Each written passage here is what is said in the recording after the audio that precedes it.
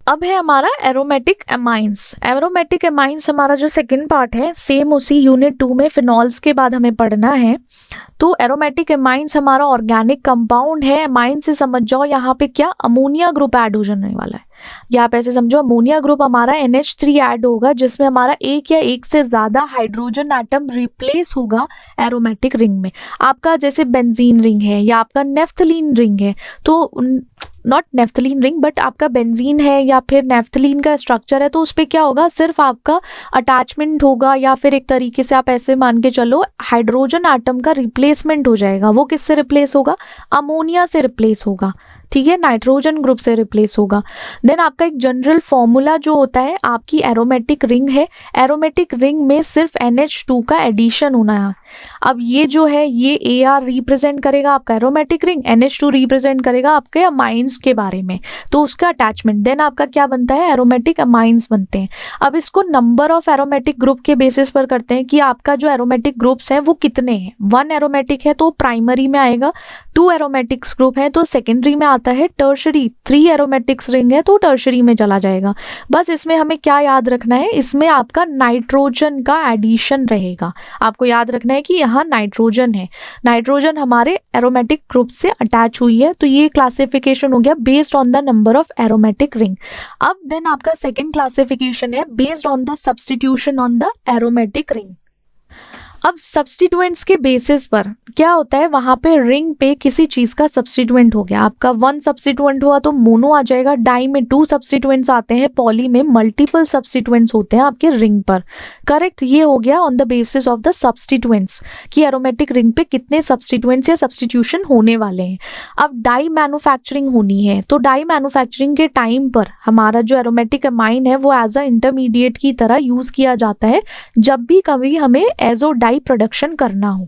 Pharmaceuticals में drug की synthesis है, जैसे आपका एनाल्जेसिक है, एंटीहिस्टामिन्स है। देन आपका पेस्टिसाइड में as a intermediate for pesticide production के पॉलीयूरेथेन है, रबर एंटीऑक्सीडेंट है, वहां पे हम एरोमेटिक एमाइंस को यूज करते हैं। फॉर एग्जांपल आपका एनिलिन है, वो डाइज में, फार्मास्यूटिकल, पेस्टिसाइड प्रोडक्शन में यूज किया जाता है। देन आपका 4 नाइट्रो एनिलिन है जो एज अ डाई इंटरमीडिएट ही है। तो ये 2 है आपके, 3 चीजें तो आप याद रखो कि भाई हम फार्मेसी वाले हैं तो हमें फार्मास्यूटिकल में उसको यूज करना है, अदरवाइज हम क्यों पढ़ेंगे उसको। देन पेस्टिसाइड प्रोडक्शन, डाई, ये एक्स्ट्रा आपको याद रखना है। जनरल प्रिपरेशन क्या है, क्योंकि हमें जनरल प्रिपरेशन भी देखनी होती है कि किस तरीके से हमारे एरोमेटिक अमाइंस का प्रिपरेशन होगा। सबसे पहले जो आपका एरोमेटिक नाइट्रो कंपाउंड है उसका रिडक्शन होता है, वो रिड्यूस होके अमाइन में फॉर्म पहुंचता है। वहां पे हम एजेंट्स यूज करते हैं, जैसे हाइड्रोजन गैस है, टिन है, आयन है। तो क्या करेंगे, आपका कोई भी नाइट्रोबेंजीन है, नाइट्रोबेंजीन का जब रिडक्शन होगा तो क्या बनेगा, आपका एनिलिन बनेगा। ठीक है, एनिलिन के फॉर्मेशन भी एक तरीके से हमारा एरोमेटिक अमाइन ही है वो। देन एमाइनेशन होगा एराइल हैलाइड पे, जिससे बुचवाल्ड हार्टविग एमिनेशन है, तो उसमें एराइल हैलाइड से रिएक्शन होता है। ठीक है, एराइल हैलाइड का अमोनिया अमाइन से रिएक्ट होगा, किसकी प्रेजेंस में, आपके पैलेडियम कैटलिस्ट की प्रेजेंस में। तो जब कैटलिस्ट रहता है तो जो ब्रोमोबेंजीन है, फॉर एग्जांपल ब्रोमोबेंजीन एक तरीके से रिएक्ट करेगा, रिएक्ट करने के बाद एनिलिन बनाएगा। ठीक है, ये 2 तरीके से हमें पता चल गया कि एरोमेटिक अमाइंस का फॉर्मेशन कब होने वाला है। देन आपका हॉफमैन रीअरेंजमेंट है, कोई भी आपका प्राइमरी अमाइड है, प्राइमरी अमाइड का कन्वर्जन हो रहा है अमाइंस में, किसका यूज करके, हैलोजन और स्ट्रॉन्ग बेस का यूज करके। अगर हम कोई भी हैलोजन यूज करते हैं या कोई भी स्ट्रॉन्ग बेस यूज करते हैं, तो जब उसको यूज करते हैं एट द एंड आपका क्या बनने वाला है, हमारा अमाइंस का फॉर्मेशन होने वाला है किसी भी प्राइमरी अमाइड से।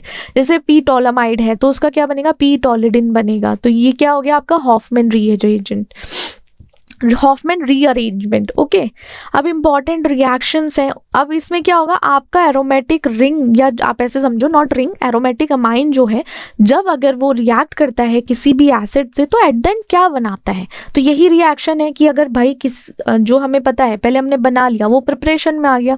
अब रिएक्शन में एसाइलेशन है, आपका रिएक्ट करेगा किसी भी एसिड क्लोराइड से या एनहाइड्राइड से, तो अमाइड का फॉर्मेशन होता है। जैसे फॉर एग्जाम्पल एसाइलेशन ऑफ एनाइलिन। अब एनिलिन का जब एसाइलेशन होगा तो एसिटाइल क्लोराइड से होगा, और एसिटाइल क्लोराइड से होने के बाद क्या, एसिलेशन हो जाएगा उसका। डाईएज़ोटाइजेशन में आपका प्राइमरी एरोमेटिक अमाइन होता है जो आपके किसी भी नाइट्रस एसिड से रिएक्ट करने के बाद डाइजोनियम सॉल्ट बनाता है। डाईएज़ोटाइजेशन एनिलीन का किस तरीके से होगा वो इस रिएक्शन के थ्रू आप समझ जाओगे। कपलिंग रिएक्शन है, देन आपका कपलिंग रिएक्शन में क्या होगा, कोई भी डाईएज़ोटाइज एरोमेटिक अमाइन है वो रिएक्ट करेगा किसी भी एक्टिवेटेड एरोमेटिक कंपाउंड से। अब जब एरोमेटिक कंपाउंड से रिएक्ट करेगा तो क्या फॉर्म होगा, आपका एजो कंपाउंड फॉर्म होगा जो हम डाई की सिंथेसिस में यूज करते हैं, करेक्ट।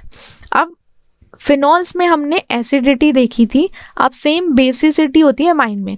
अब अमाइन में क्या होता है, ये हमारा ऑर्गेनिक कंपाउंड है जो ड्राइव होता है हमारे अमोनिया से। अब अमोनिया से होता है तो क्या रिप्लेस होता है, हाइड्रोजन एटम रिप्लेस होता है एल्काइल और एराइल ग्रुप से। तो ये याद रखना है, हमारा अमाइन है जिसमें अमोनिया है वो रिप्लेस करेगा या रिप्लेस, उसमें रिप्लेसमेंट होता है हाइड्रोजन का, एक या एक से ज़्यादा हाइड्रोजन एटम का रिप्लेसमेंट अगर एल्काइल एराइल ग्रुप से हो रहा है तो आप समझ जाइए अमाइन है। अब बेसिसिटी ऑफ अमाइन जो होती है वो लोन पेयर ऑफ इलेक्ट्रॉन से होती है, जो किससे होती है, आपके लोन पेयर ऑफ इलेक्ट्रॉन जो नाइट्रोजन एटम पे हैं। और जब नाइट्रोजन एटम पे हैं वो इजीली एक्सेप्ट करते हैं किसको, प्रोटॉन को एक्सेप्ट करते हैं। वहाँ डोनेट की बात हो रही थी, हाइड्रोजन डोनेट होता है, यहाँ एक्सेप्ट हो रहा है तो उसकी वजह से बेसिसिटी आ रही है। अब बेसिसिटी अमाइन को अगर आप एक्सप्रेस करोगे तो पीके के थ्रू करोगे कि उसमें कॉन्जुगेट एसिड है, देन अमोनियम आयन है, उसके थ्रू ही होगा। कुछ फैक्टर्स हैं, सबसे पहले रेजोनेंस इफेक्ट आता है। एरोमेटिक अमाइंस में आपका जो लोन पेयर ऑफ इलेक्ट्रॉन है नाइट्रोजन एटम पे वो रेजोनेंस में पार्टिसिपेट करता है। अब रेजोनेंस में पार्टिसिपेट करेगा एरोमेटिक रिंग के साथ, फिर डीलोकलाइजेशन होगा जिसकी वजह से वहाँ पे जो इलेक्ट्रॉन प्रोटोनेशन के लिए अवेलेबल थे वो कम होना शुरू हो जाएंगे। अब जैसे ही वो कम होंगे तो आपका जो एरोमेटिक अमाइन है वो लेस बेसिक हो जाएगा, किससे, एलिफेटिक काउंटर पार्ट से अगर आप उसको कंपेयर करोगे तो ये रेजोनेंस इफेक्ट है। अब इंडक्टिव इफेक्ट है, तो जिस प्रेजेंस में हमारा इलेक्ट्रॉन डोनेटिंग या इलेक्ट्रो विड्रॉइंग सब्स्टिट्यूएंट होता है एरोमेटिक रिंग पे वो भी बेसिसिटी को इन्फ्लुएंस करता है। देन इलेक्ट्रॉन डोनेटिंग ग्रुप, यहाँ थोड़ा सा चेंज आता है, जैसे आपका इलेक्ट्रॉन डोनेटिंग ग्रुप है तो उसकी वजह से इलेक्ट्रॉन डेंसिटी बढ़ती है नाइट्रोजन और हमारी बेसिसिटी भी बढ़ती है, तो थोड़ा सा यहाँ चेंज आ जाएगा। इलेक्ट्रॉन डोनेटिंग ग्रुप से बेसिसिटी इंक्रीज होती है, इलेक्ट्रॉन विड्रॉइंग से बेसिसिटी डिक्रीज होती है क्योंकि इलेक्ट्रॉन डेंसिटी नाइट्रोजन एटम पर कम हो रही है। इफेक्ट्स ऑफ सब्स्टिट्यूएंट्स, ये सेम वही है कि किस तरीके से अगर ये सब्स्टिट्यूएंट आपका कोई भी इलेक्ट्रॉन डोनेटिंग ग्रुप ऐड हो जाता है देन क्या होगा, बेसिसिटी बढ़ जाएगी। अब इलेक्ट्रॉन विड्रॉइंग ग्रुप वो हो जाता है लाइक अटैच होगा तो उससे क्या होगा, आपकी जो बेसिसिटी है वो कम हो जाएगी। देन आपका सिंथेसिस है, किस तरीके से एराइल डाइजोनियम सॉल्ट का सिंथेसिस है। तो जो एराइल डाइजोनियम सॉल्ट है वो थोड़ा सा वर्सेटाइल है, साथ ही साथ आपको बहुत सारे ऑर्गेनिक केमिस्ट्री में ये लाइक इंटरमीडिएट कंपाउंड की तरह भी देखने को मिल जाएगा। Then synthesis of aromatic compound होगा। कुछ की रिएक्शंस हैं जो हमें याद होने चाहिए, जैसे कि सैंड मेयर रिएक्शन है, तो एराइल डाइजोनियम सॉल्ट है उसको कन्वर्ट किया जाता है एराइल हेलाइड्स में। अब एराइल हेलाइड्स में जब कन्वर्ट करते हैं तो उसको ट्रीट करते हैं सबसे पहले कॉपर सॉल्ट से। अब जब कॉपर सॉल्ट से यहाँ ट्रीट करा दिया तो एक तरीके से रिएक्शन कंप्लीट हो गया। हम इसको कंप्लीट करने के बाद इसको कैसे बताओगे, अब हेलोजन साइनो ग्रुप करना है, एरोमेटिक रिंग में अटैच या इंट्रोड्यूस करना है, देन आप इसके थ्रू कर सकते हो। अब गैटरमैन रिएक्शन है तो ये सेम सैंड मेयर रिएक्शन के थ्रू ही है या उसके जैसा ही सिमिलर है, बट इसमें क्या होता है स्पेसिफिकली फॉर्माइल ग्रुप को अटैच किया जाता है या इंट्रोड्यूस किया जाता है हमारे एरोमेटिक रिंग में, किसको, फॉर्माइल ग्रुप को। डायज़ो कपलिंग है जिसमें हमारा जो एराइल है, एराइल डाइजोनियम सॉल्ट है, वो फिनॉल या एरोमेटिक एमाइन से रिएक्ट करने के बाद एजो कंपाउंड को फॉर्म करता है जिसको हम कलर्ड या डाइज के टाइम पे भी यूज़ करते हैं। रिडक्शन में ये रिड्यूस हो जाएगा एराइल हैलाइड्स में, जिसमें किसको यूज़ किया, हाइपोफॉस्फोरस एसिड में या फिर रिड्यूसिंग एजेंट में। अब शिमन रिएक्शन है तो इसमें क्या होता है, आपका एराइल डाइजोनियम सॉल्ट है तो इसका क्या होगा, ये फ्लोरिनेट किया जाएगा जिससे कि एराइल फ्लोराइड फॉर्म हो। जब एराइल फ्लोराइड फॉर्म होता है उसको ट्रीट करेंगे हम फ्लोरोबोरिक एसिड से बाय थर्मल डिकम्पोजिशन, साथ ही साथ वहाँ पे क्या चलता रहेगा, thermal decomposition. Replacement bye hydroxyl group, अब बस आप उसमें क्या करोगे, डाइजोनियम या आपका जो एराइल डाइजोनियम सॉल्ट है उसको हाइड्रोलाइज करोगे फिनॉल्स में, ठीक है। फिनॉल्स में जब हाइड्रोलाइज हो जाएगा किसके थ्रू होगा, heating with water, by heating with water. तो ये क्या है, आपका रिप्लेसमेंट ऑफ हाइड्रोक्सिल ग्रुप। तो ये था हमारा क्या, एरोमेटिक एमाइंस के बारे में, बेसिसिटी सब पढ़ लिया। अब एरोमेटिक एसिड पढ़ेंगे हम।